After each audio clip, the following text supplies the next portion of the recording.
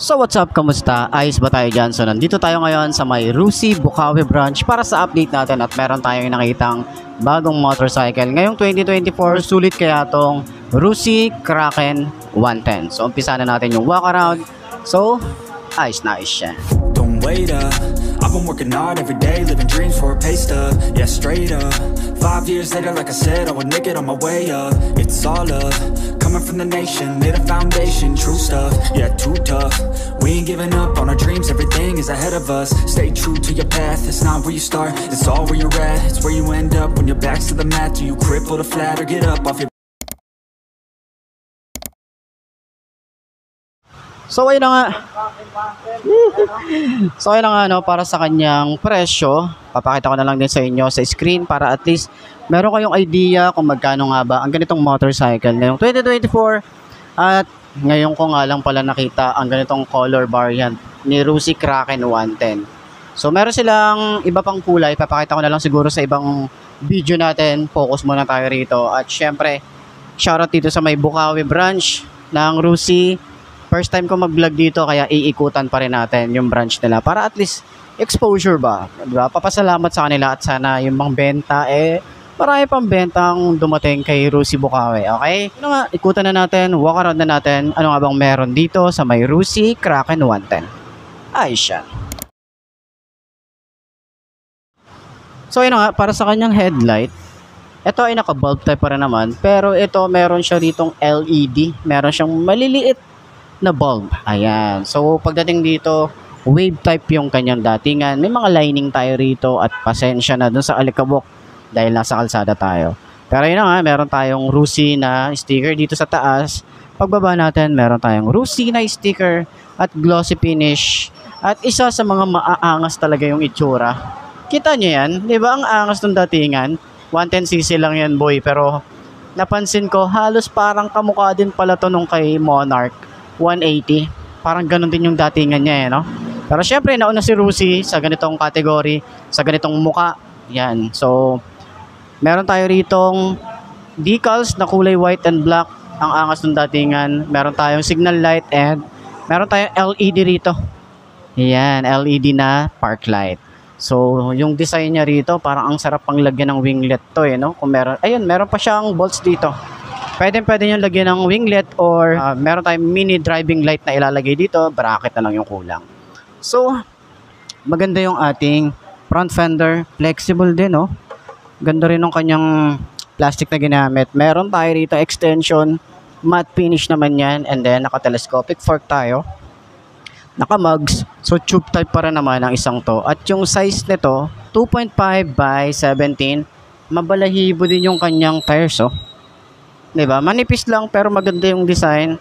Naka-telescopic fork, naka-dual pad caliper tayo rito, naka-single disc brake, at meron tayo ritong parang gold yung touch. Ayan.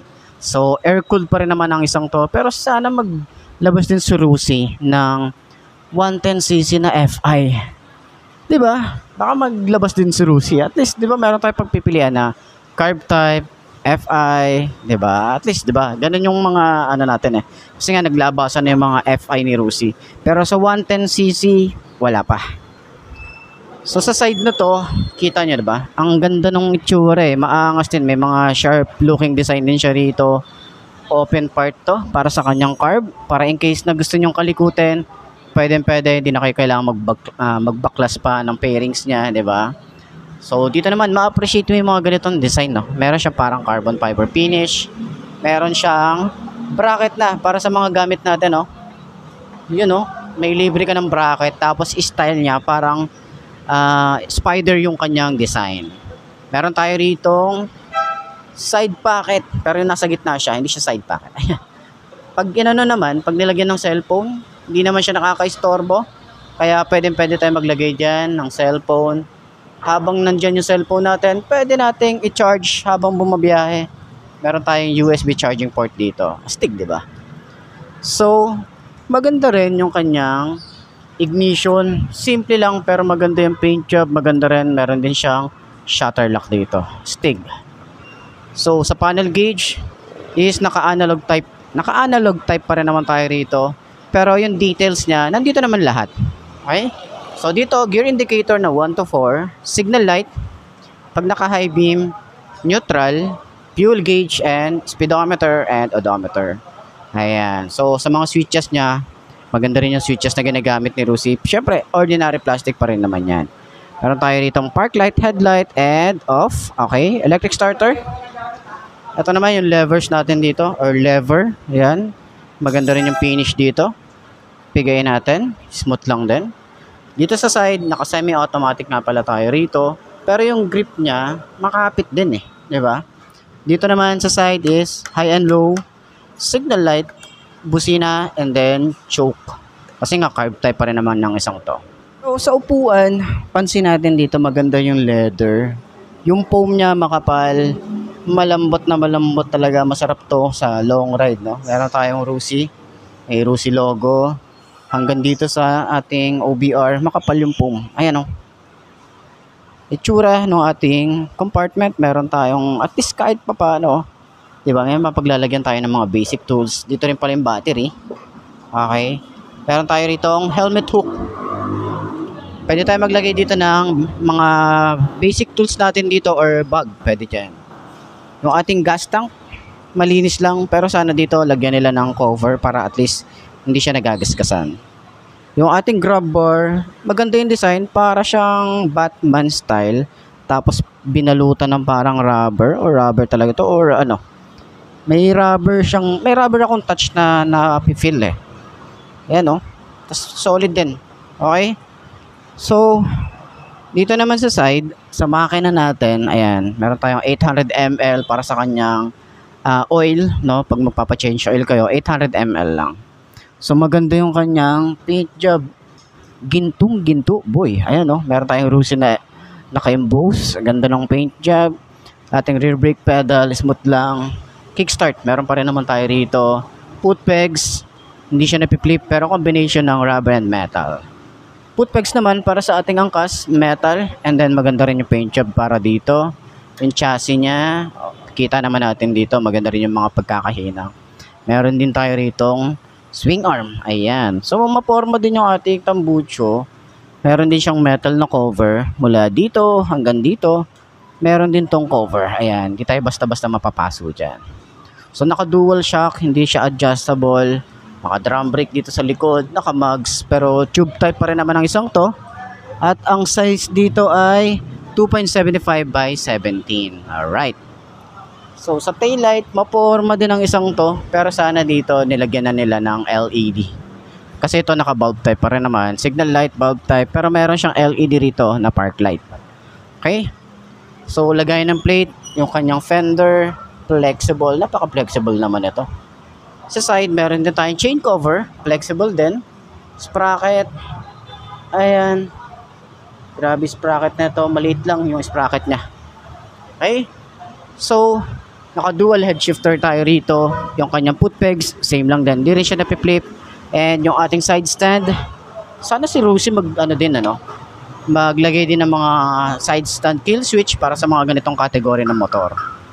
Yun lang naman. So, sakyan naman natin itong motorcycle na to. Para sa 5 to nakagaya ko, kung abot ba, nakagaya ko itong motorcycle na to. Diba? So, upuan na natin yan.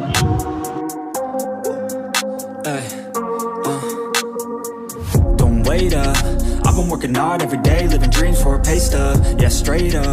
5 years later, like I said, I would make it on my way up. It's all up, coming from the nation, lay the foundation, true stuff. Yeah, too tough. We ain't giving up on our dreams, everything is ahead of us. Stay true to your path, it's not where you start, it's all where you're at. It's where you end up when your back's to the mat. Do you cripple to flat or get up off your back? Deliver these facts to see them react. The stadium's packed, they all gonna snap. Okay, unang upo para sa Rusi Kraken 110. So, side stand natin para at least malaman nyo, no? Kung ano yung tsura niya kapag naka side stand. Ayan.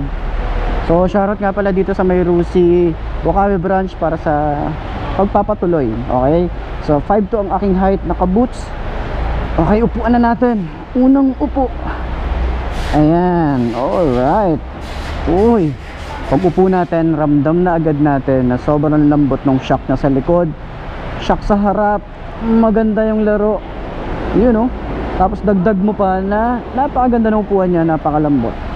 Ayan, napakagaan din ng motor. Pwede na natin siyang iusad, pwedeng i-atras, di ba? Hindi tayo masyadong hirap dito. So, kung gusto nyo gawin itong pang beginner bike, gusto nyo itong pang pasada or pang service, pwede to. Mga pang long ride, short ride, kahit 110cc lang to, all goods to.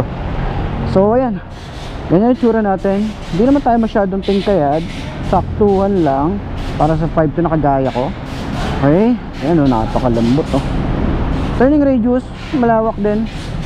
Ayan, so kapag nakaupo tayo, mahaba pa yung ating legroom dito, tsaka yung gamit pwede nyo ilagay dito sa gitna. Okay, so dahil nga ano siya, no, may bracket tayo rito para sa mga gamit natin, hindi magagasgasan yung ating mga fairings dito. Ayan, so para dun sa lahat ng mga gustong kumuha, at least napakita ko na sa inyo yung contact number nila tsaka yung price nitong motorcycle na to. So ayun, sana nakatulong tong video na to, at sa mga naghahanap ng ganitong motorcycle, pwede nyo bisitahin si Rusi Bokawi Branch. Ayos na ayos siya. Alright, center stand natin. Yeah. So ayun nga mga best, no, ito na ba ang motor na babagi sa'yo? Kung ito na nga ay markahan mo na at mag-subscribe ka na sa aking YouTube channel, i-click mo na rin yung notification bell para updated ka sa lahat ng videos na upload natin dito araw-araw. So laging tatandaan, wala sa brand ng motor ang itatagal yan, kundi na sa pag-aalaga mo yan, tatagal yan, ayos na ayos yan. So kita ka na lang ulit tayo bukas. I'm Mark D. Ciao. Maraming salamat sa inyo. Babusyahan.